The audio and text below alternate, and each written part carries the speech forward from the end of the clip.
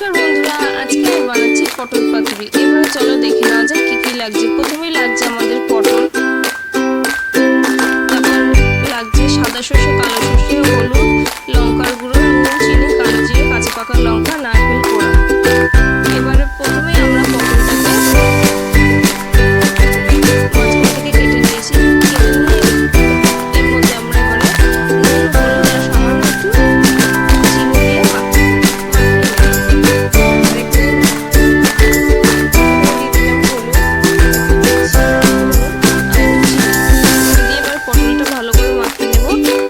ভাজার জন্য এটা মাখানো রয়েছে। এবারে দেখো ততক্ষণে আমরা একটা মিক্সির জারে সর্ষে, লঙ্কা, জল সবকিছু দিয়ে একটা পেস্ট তৈরি করে নেবো। আর এইদিকে কড়াইতে আমি সর্ষের তেল গরম হতে দিলাম পটলগুলো ভাজার জন্য। তেল গরম হয়ে আসলে এবার পটলগুলো ভেজে নিচ্ছি। আর এখানে চিনি দিলাম এই কারণে, যেহেতু পটলের নিজস্ব কোনো স্বাদ নেই, তাই একটু চিনিটা দিলে টেস্টটা ভালো আসে। তারপরে দেখো পটলটা এখানে আমরা হালকা করে ভেজে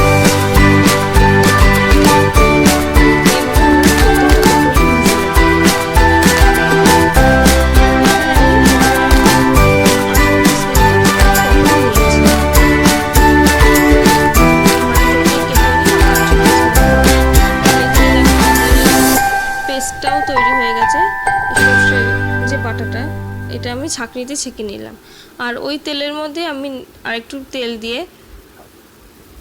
এর মধ্যে আমরা নারকেল কোড়াটা ভেজে নিচ্ছি। নারকেল কোড়াটা হালকা একটু ভাজা হয়ে আসলে এর মধ্যে আমি ফোড়নটা দিয়ে দেব। এই দেখো নারকেল কোড়াটা, এখানে কিন্তু নারকেলটা যখন ভাজবে তখন কিন্তু গ্যাসের ফ্লেমটা মিডিয়ামে রাখবে।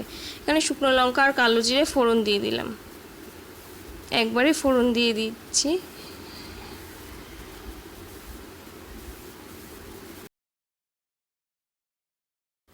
এই যে দেখো আমাদের ফোড়নটাও ভাজা হয়ে গেছে। এবার আমি এখানের মধ্যে সর্ষের যে পেস্টটা সেটা দিয়ে দিলাম।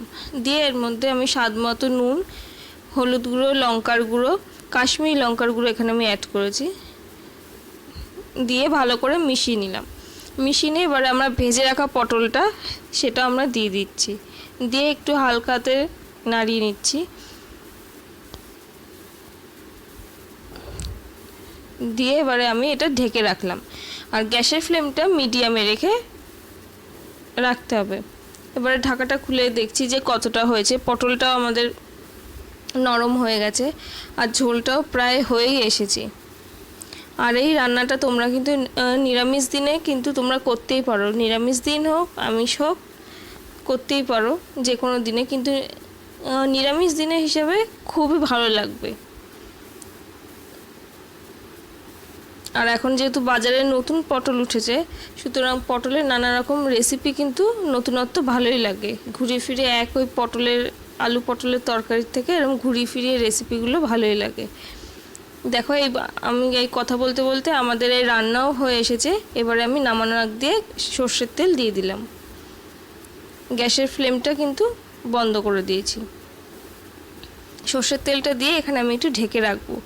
ঢেকে রেখে 5 মিনিট পর এটা আমি সার্ভ করছি।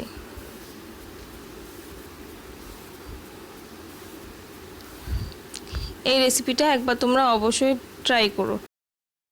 রেসিপিগুলো ভালো লেগে থাকলে অবশ্যই আমার চ্যানেলটা লাইক, শেয়ার অ্যান্ড সাবস্ক্রাইব করে দেবেন।